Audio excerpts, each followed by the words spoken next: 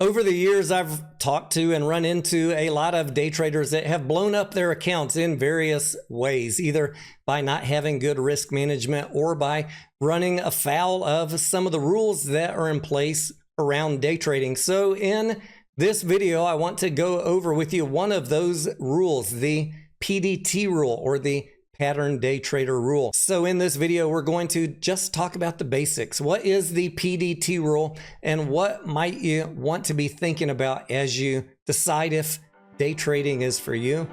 Let's get right into it.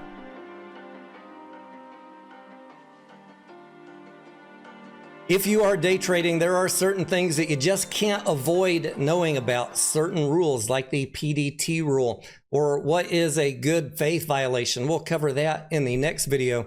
But in this video, I just want to give you a basic highlight. What is the PDT rule? And under that rule, what is considered a day trade? Why might a broker flag your account with a PDT flag? And if you're interested in avoiding that, what do you need to know to avoid getting a PDT flag? And as we wrap up this video, I'll put the day trading risk disclosure on the screen so you can pause that and read it at your leisure. But I want to leave you at the end of this video with some key thoughts on how to manage your risks if you are thinking about day trading or you are already a new day trader. Starting from the very beginning, what is the PDT rule, that pattern day trader rule? This was a rule that FINRA established in 2001, basically to protect new traders from themselves. A rule established to protect investors from heightened risks associated with frequent trading. Under the rule, FINRA designates a pattern day trader as somebody trading in a margin account who makes 4 or more stock or option trades in the same security within a rolling 5 business day period. And when I talk about a rolling 5 business days, let's just say that we make our first trade on a Wednesday, that begins our count of 5 business days. Just to be clear, we're not just talking about a Monday through Friday 5 days. It is a rolling 5-day period. So you do need to keep up with when you make your trades if you're worried about tracking the PDT rule. We will get into in just a minute how to determine whether or not this rule applies to you and if it might apply to you, how to stay out of trouble with it. But before we get into that discussion, let's talk about how does FINRA define a day trade. While there are 2 primary methods of counting day trades, most brokers use what is called the round trip method for defining a day trade. That means that only a matching buy and sell order during the same day counts as a day trade. If you're not sure which method your broker does, make sure you check with them before you begin day trading. In the example we have up on the screen here, you can see a buy in the morning of a security and a sell later in the day of that same security. That would count as one day trade. In the round trip method of defining a day trade, what your broker is going to be watching for is a buy and a exit on the same day of a security. And you could have multiple buys and that's still okay during the same day. They're going to be watching for, did you exit that trade at the end of the day? And in the example we have on the screen here, we have a morning buy of 100 shares, a couple hours later, another 100 shares, and then one exit of the entire position. Even though you have multiple buys, that is still considered one day trade because you had one exit during that day. On the flip side, you could have the opposite situation where you have one buy in the morning and 2 exits on that exact same position later in the day. Since you had only one matching buy in the morning, this situation would also only count as one day trade. Let's talk about a scenario that is not a day trade. Let's say at the end of a trading day, you purchased 100 shares of a certain ticker, and then the next morning you sold that ticker. You held it overnight, so that is not a same day trade. That would not count. And you could even buy that ticker again later in the day. As long as you don't sell it on the same day on that second purchase, this example up on the screen would not count as a day trade. The main thing to remember here is that if you hold a position overnight, it's not going to count as a day trade. One thing that's changed here recently in the world of day trading is the advent of 24-hour trading, or as some brokers like Robinhood call it, the overnight hours. We have pre-market, we have regular trading, we have after hours trading, and now we have overnight hours. And it is important, if you're trying not to run afoul of the PDT rules, to understand on which day a trade is going to be counted if you place that trade in the overnight hours. So as of the date of this video in November of 2024, Robinhood is telling us that any trade placed between 8 p.m. Eastern and midnight in their overnight hours is going to be counted as a trade on the next business day. So if you make a buy late at night, that's going to count as a buy for the next day. Make sure you understand those rules if you're day trading and if you're participating in overnight hours. As more and more brokers bring on overnight trading, and there likely will be more coming, make sure you check with your broker and understand exactly how they are counting your trades. Now that we have that kind of basic understanding of what is a day trade, let's talk for a second about how might you get flagged as a pattern day trader. This is going to apply to people that have a margin account. So first of all, you need to check, do you have a margin account, and do you need a margin account? Some brokers will open your account automatically as a margin account. Others, you might need to request a margin account. That's one thing to check on, because pattern day trading rules only apply to folks in a margin account. You might not want or even need a margin account, but if you have one and you exceed the threshold for pattern day trading, you make that fourth trade, they are going to flag your account with a PDT flag. You are now a pattern day trader because you made 4 day trades in a rolling 5-day period and you have a margin account. If your account balance is not already over $25,000, they're going to send you what is called a equity maintenance call notice and notify you that you need to bring your account balance up to $25,000. After 90 days, if you have not brought your account up to $25,000, you could try calling your broker and ask them to remove the PDT flag from your account. Most brokers will give you one freebie.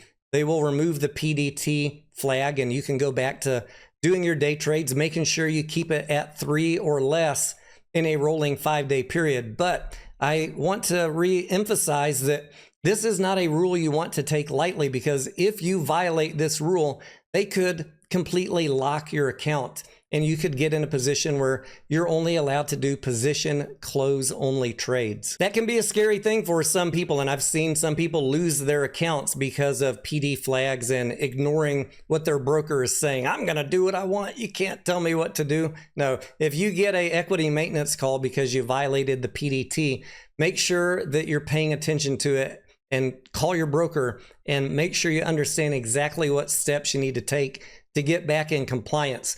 But let's talk about how do we avoid this in the first place. I'm going to talk about if you have a margin account and if you have a cash account. If you have a margin account, the easiest way to avoid PDT violations is to always maintain a balance of over $25,000. For some newer traders, that might not be possible. And maybe you still want a margin account because you're going to roll the dice and play with leverage. Not necessarily something I recommend for new day traders, but if you want to do that and you want that margin account for day trading, you need to make sure that you're carefully tracking your day trades in that rolling 5-day period and not exceeding 3 day trades per 5-day period. Some brokers will have tools available right there in their app or website that helps you keep track of your day trades. Some of them won't. So check with your broker and see if they have that tool available. The other thing that you could do if you really are determined to trade with margin and you don't have $25,000 is you could take whatever funds you do have and split them up into multiple different brokers. You could have, say, an account with $2,000 over here and another one with $2,000 over here, and you could have 3 trades per week in this account and another 3 trades per week in the other account, because the PDT rule applies only by account. But the much easier way to avoid this altogether, and it's really honestly what I recommend, you do what you want, but this is what I would recommend, is that you have a cash account. The PDT rule does not apply to cash accounts.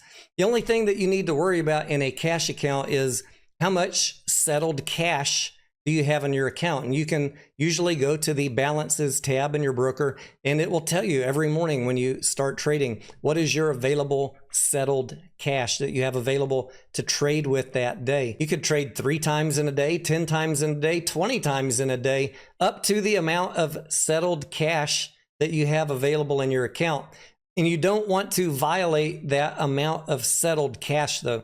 That is the key, because then we get into something called the good faith violation, where you're attempting to buy and then sell something on cash that has not settled from trades that you did earlier in the day. And my next video for you guys is going to be explaining the good faith violation in a little more detail, because that is another way that people can get their account bricked. Get your account closed down, and I don't want to see that happen to any of you guys. The good news is that with the advent of T+1 settlement that went in effect in May of 2024, if you execute trades today, they will be settled and the cash will be available by the next day. That is the beauty of now having T+1 settlement, is your cash will be available to you the very next day. As we wrap up here, I'm going to put the day trading risk disclosure up on your screen. This is what FINRA wants you to know about day trading, all the risks